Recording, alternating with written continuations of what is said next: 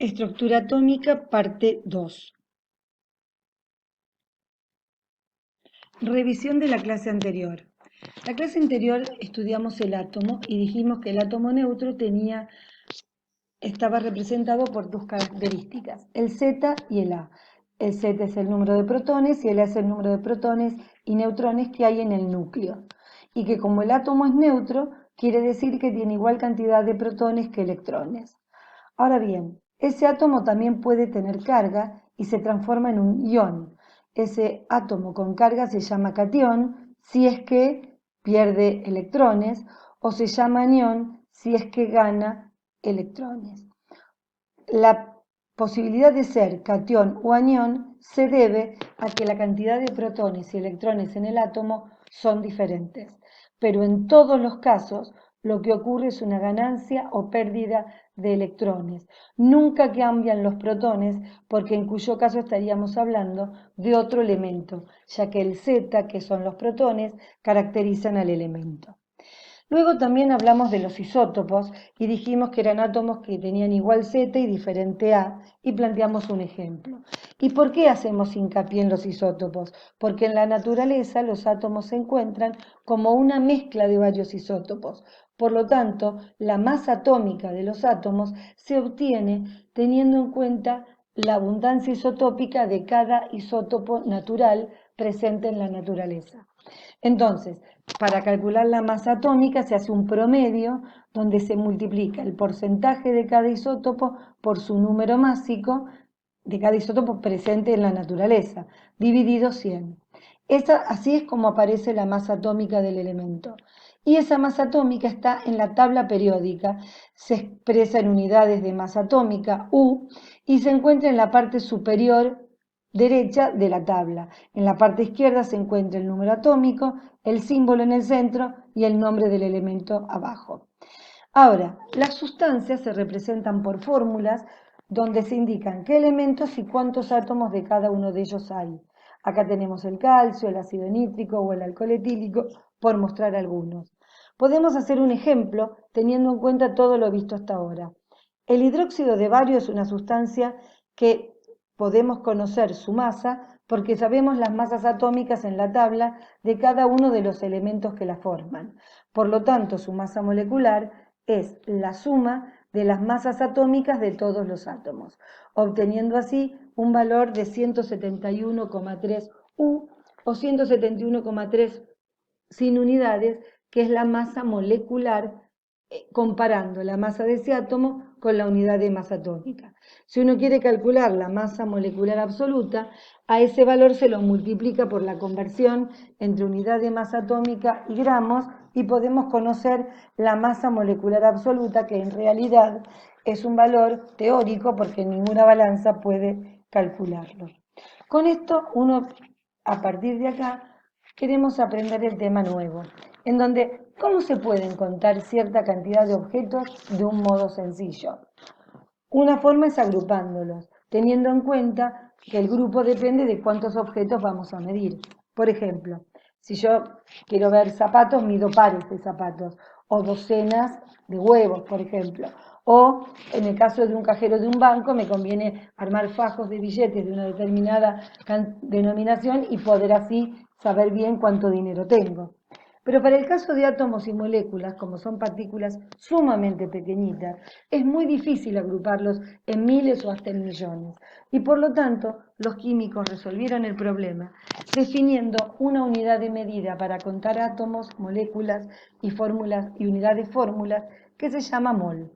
El mol es una cantidad de materia, esta es la definición real y formal de mol, es la cantidad de materia que contiene un número exacto de partículas elementales coincidentes a cantidad de partículas a las que hay en 12 gramos de ¿quién? Del nucleido más estable del carbono, que es el que tiene número másico 12. O sea, esa cantidad de partículas que hay en el nucleido del carbono 12 son 6,02 por 10 a la 23. Por lo tanto, un mol contiene esa cantidad de partículas. Entonces podemos definir que la cantidad de materia es el mol y contiene ¿cuántas partículas? 6,02 por 10 a la 23. Como la docena contiene 12, como el par contiene 2 y la decena 10. Ahora bien, ese número se llama número de Avogadro. ¿Por qué? Porque fue él quien lo calculó. Y ese número es extremadamente grande, es 602.000 trillones. Por lo tanto, cada vez que hablamos de un mol de partículas, hablamos de 602.000 trillones de partículas. Pero esas partículas, esos átomos, moléculas, iones, ¿qué masa tienen? La masa de un mol se llama masa molar y puede ser una masa de un mol de átomos o la masa de un mol de moléculas. ¿Cómo se calcula esa masa de un mol o masa molar? Por una regla de 3. Si uno dice, un átomo de sodio tiene una masa de 23U multiplicado por la conversión entre UMAS y gramos. O sea, esta es la masa en gramos de un átomo de sodio. Entonces, 6,02 por 10 a la 23 átomos, que es un mol de átomos, ¿cuánto pesan? Eso es la masa molar. Es la masa de un mol de átomos de sodio. Si uno mira la tabla periódica, este número coincide con la masa molecular, pero son totalmente diferentes. La masa molecular es la masa de una molécula comparada con la unidad de medida y la masa molar es la masa de un mol de moléculas, perdón, de un mol de átomos. Si tenemos la molécula de agua, una molécula de agua tiene una masa en gramos que es su masa molecular multiplicada por la conversión entre UMAS y gramos. 6,02 por eso las 23 moléculas, ¿cuánto pesan? Eso es la masa molar. Por lo tanto, si uno calcula la masa molecular, vemos que es igual numéricamente, pero significan diferente. Esto es la masa de una molécula expresada en U y esta es la masa de un mol de moléculas. Pero para fines prácticos, la masa molar es la masa de un mol de átomos o de moléculas, coincide numéricamente con la masa molecular o la masa atómica, pero se expresa con las unidades gramos sobre mol.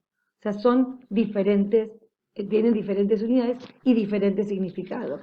Por ese motivo, uno puede poner en un verdadero o falso si la masa de un átomo de sodio es 22,9 gramos por mol. Falso. La masa de un átomo de sodio es 22,9 o 23, nunca gramos por mol. Analicemos un ejemplo, el ejemplo del agua. Una molécula de agua tiene 2 átomos de hidrógeno y 1 de oxígeno. Tiene una masa molecular que expresada en U es 18 y en gramos está el valor ahí. Ahora, un mol de moléculas de agua tiene una masa molar que es 18 gramos sobre mol. Y esa masa está repartida entre 2 gramos de hidrógeno y 16 de oxígeno. Y tiene un número de moléculas, el mol, de 6,02 por 10 a la 23 moléculas. Esas moléculas contienen adentro 2 por 6,02 átomos de hidrógeno por 10 a la 23, perdón. ¿Por qué? Porque si en una molécula hay 2 átomos, en 6,02 por 10 a la 23 hay 2 por 6,02 por 10 a la 23. Y si en una molécula hay un átomo de oxígeno, en 6,02 por 10 a la 23 hay 6,02 por 10 a la 23 átomos de oxígeno. Si quisiéramos expresar esto y esto en moles, decimos que esto corresponde a 2 moles de átomos y esto corresponde a 1 mol de átomos. Todo esto yo lo sé solamente con saber la fórmula de la sustancia y las masas atómicas en la tabla periódica. Ahora bien, como supe qué es la masa molar, ahora puedo conocer qué es el volumen molar. El volumen molar es el volumen que ocupa un mol de sustancia. Y por lo tanto, como uno sabe que la densidad relaciona masa y volumen, si uno conoce la masa molar, el volumen, al reemplazarlo en la ecuación de densidad, el volumen es el volumen molar. Entonces, la densidad es una propiedad intensiva de la sustancia. Si yo coloco masa molar, el volumen que voy a tener es el volumen molar. De ahí se despeja y se calcula el volumen molar de esa sustancia a esa temperatura determinada.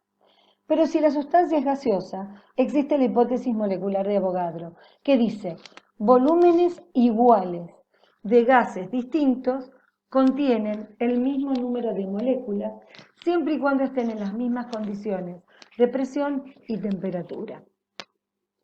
Entonces, si yo tengo un mol de cualquier sustancia, o sea, un número de partículas igual a 6,02 por 10 a la 23, en las mismas condiciones de diferentes sustancias van a ocupar el mismo volumen. ¿Está claro? No sé cuál va a ser el volumen, pero va a ser el mismo volumen. Ahora, si esas condiciones de presión y temperatura son una atmósfera para la presión y 273 Kelvin para la temperatura, esas condiciones se llaman condiciones normales de presión y temperatura. Y entonces el volumen que ocupa un mol es fijo y vale 22,4 litros. Por lo tanto, para hidrógeno, nitrógeno, oxígeno, cloro, yodo, sustancias que están en un recipiente cerrado a una presión de 1 atmósfera y 0 grados centígrados, estas 4 sustancias tienen un volumen de 22,4 litros. Y si uno cuenta cada una de ellas cuántas moléculas tiene, hay 6,02 por 10 a la 23, que es el número de moléculas que hay en un mol. Bueno, con esto uno puede hacer un cuadro para poder analizar todo lo que uno sabe a partir de la fórmula de una sustancia. Y yo te lo dejé en blanco para que ustedes lo puedan completar, pero ya está puesta la respuesta. O sea, puedo saber la masa molecular, porque sumo las masas atómicas, la masa molecular en gramos multiplicando por el factor de conversión, la masa molar, cuántos átomos hay en cada molécula, cuántos átomos hay en un mol de moléculas, cuántas moles de átomos hay en un mol de moléculas. Y sabiendo las densidades de cada una de esas sustancias, puedo conocer su volumen molar. ¿Por qué? Porque ninguna de esas sustancias son gaseosas a la temperatura ambiente. Pero si uno tiene, por ejemplo, la sustancia dióxido de carbono, que está gaseoso en condiciones normales y a temperatura ambiente, sabemos todo lo mismo que antes. Cuál es su masa molecular, cuál es su masa molecular absoluta, cuál es su masa molar, en un mol cuántas moléculas y cuántos átomos tiene, cuál es el volumen que ocupa un mol en CNPT, y entonces todo eso que yo ya sé me va a permitir calcular diferentes situaciones. Por ejemplo, cuántos gramos de dióxido de carbono están contenidos en 2,5 moles de esa sustancia. Y son todas reglas de 3. Si un mol de dióxido de carbono pesa 44 gramos, porque esa es la masa molar, 2,5 moles, ¿cuántos gramos tienen? Y eso es lo que me está preguntando. Del mismo modo, yo puedo saber qué cantidad de dióxido de carbono hay en 350 gramos del compuesto, y sepan que cuando me preguntan cantidad es moles, y ahí está la respuesta. O qué volumen ocupan 3,5 moles en CNPT de esa sustancia. O qué volumen ocupan 760 gramos de dióxido de carbono en CNPT. O cuántas moléculas hay en esa masa de sustancia, y así podemos calcular cuántos átomos de oxígeno y de carbono hay en tantos moles, o cuántos moles de dióxido de carbono tienen 30 miligramos de oxígeno. Entonces hay que pasar a unidades, a gramos, hay que saber cuántos gramos de oxígeno hay en un mol de dióxido de carbono, y luego resolver el problema. Como ven, tenemos todos los datos y todas las respuestas para poderlo hacer. Mi propuesta es que vuelvan a ver este video y traten de entender cómo resolvimos los ejercicios para poder resolver la guía de ejercicios, las páginas que dicen 11, 12 y 13. Y cualquier duda lo vemos, por supuesto, la clase que viene, o si hay alguna duda y lo podemos poner en el foro para que todos respondan se les responda de la misma forma, no hay ningún inconveniente. Esto es el contenido para terminar la unidad de estructura atómica.